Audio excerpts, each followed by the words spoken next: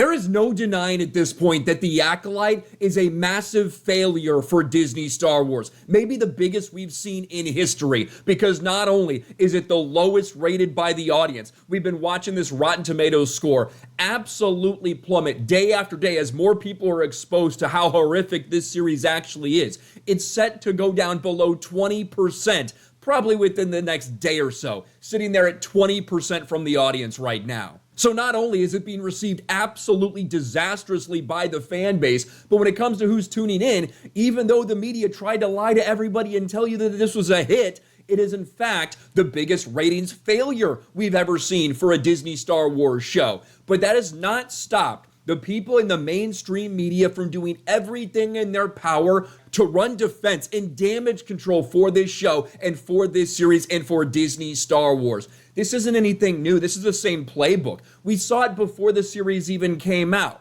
when we heard what Leslie Headland, Harvey Weinstein's former personal assistant, was saying about the show. When we heard everybody on the cast and crew, they weren't talking about anything related to Star Wars. It was just all about their agenda, the diversity, the representation. That was the focus for this show, both in front of the camera with the storytelling and when it comes to behind the scene in the writer's room. And over again, we've seen the media try to blame fans for the failure of this series. Access Media blames fans for ruining Star Wars, not the people at Lucasfilm pushing the queer feminist agendas. And this is probably one of the more ridiculous ones in general. We talked about this article the other day. The Acolyte isn't ruining Star Wars. You are. Lucasfilm's latest series, the franchise most promising yet, but fans are too blinded by their hate to see it. And what do we have when episode 3 of The Acolyte comes out? When the few people, some of the few people that are in the media that are actually telling the truth, like Eric Kane, The Acolyte episode 3 review, one of the most disappointing Star Wars episodes ever made. I do think the title was changed from one of the worst, or the worst Star Wars thing we've ever seen, to one of the most disappointing, but that's neither here nor there. Eric Kane, love him or hate him, he's going to give you his honest opinion. He's not going to say anything for Access or anything like that. I disagree with some of his takes. I agree with some of his takes, but he's always going to give you his honest opinion. People came after him hard simply for telling the truth, including other of these Disney shills in the media. He put this post out: "These hacks are ruining Star Wars because they can't write. They can't tell stories. They can't avoid plot holes. They can't create compelling characters, and they hide behind their self-righteousness instead of learning from their mistakes." Hashtag The Acolyte episode 3. You've got this guy right here, Ben Wasserman, who works for CBR.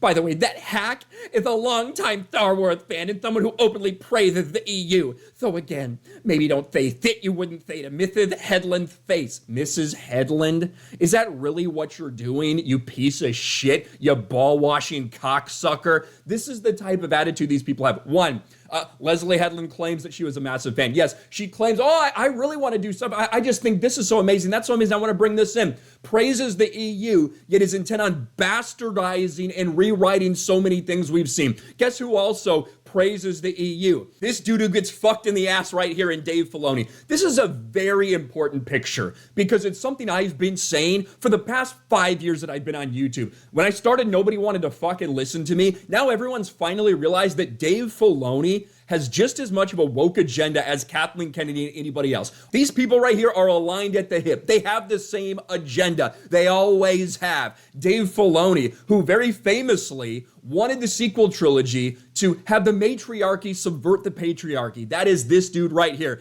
Yeah, he also openly praises the EU and then bastardizes it and undercuts it every chance he gets. But anyway, this is the type of attitude you're seeing. What's the other response we're seeing to The Acolyte episode 3 damage control?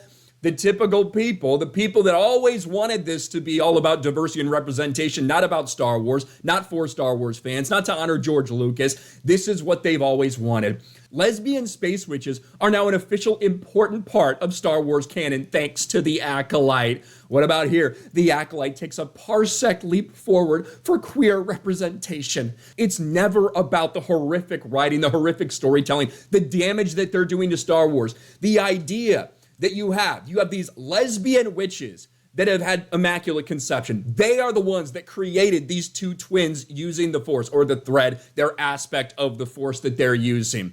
which completely and totally overshadows what happened with Anakin Skywalker. There's a misconception out there that Darth Plagueis or Palpatine were the ones that made Anakin. That's not true. They were experimenting. They were trying to control midichlorians. Darth Plagueis had been doing research of this kind for years and years, decades and decades, trying to control life in that way.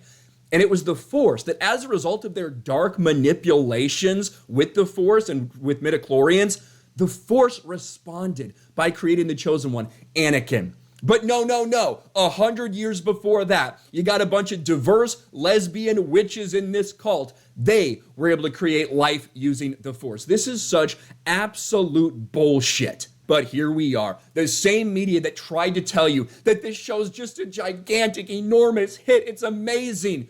When the reality is, it's the biggest flop that Star Wars has ever seen. The worst performing Star Wars show that we've seen yet. Even less, significantly less, 25% fewer viewers than Ahsoka, which was also a flop for them. The media can try to spin this any way they want. They can praise this, the diversity representation, while everybody else is shitting all over the storytelling.